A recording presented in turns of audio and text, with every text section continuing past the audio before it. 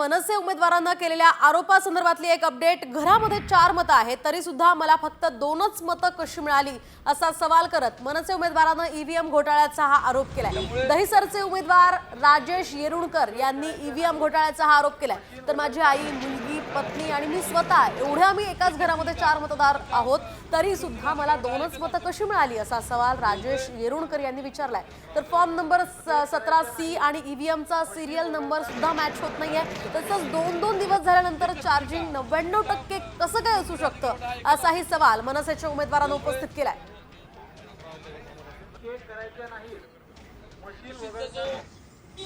Charging असते तर काही मशीनचं चार्जिंग 99%, काही मशीनचं चार्जिंग 70%, काहीचं 60%।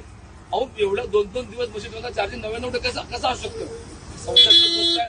सगळ्यात मोठी गोष्ट, मी जिथे राहतो, माझं घर, माझ्या घरात 4 मतं, माझी आई, माझी मुलगी, माझी पत्नी आणि मी, तिथे आम्हाला काही 2च मतं। म्हणजे माझ्या आईने किंवा माझ्या पत्नीने किंवा माझ्या मुलीने मला मतदान केलं नाही, मी स्वतःला मतदान केलं नाही। अशा प्रकारचा सगळं आतमध्ये घोळ आहे। ईव्हीएम मशीन संदर्भात ज्या बातम्या देत आहेत की नंबर कसे मॅच होत नाहीत किंवा ईव्हीएम मशीनची हलवाहलव कशा पद्धतीनं झाली। नाशिकमध्ये एक उमेदवाराच्या घरामध्ये 65 मतं आहेत कुटुंबात आणि त्याला 4च मतं पडली।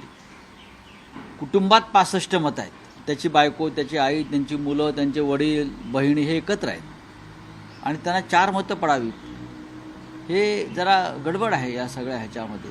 ईव्हीएम मशीनचे नंबर मॅच होत नाही आणि त्याचा वरती आक्षेप घेतल्यावरती तो आक्षेप मानायला निवडणूक आयोगाचे लोक तयार नाहीत।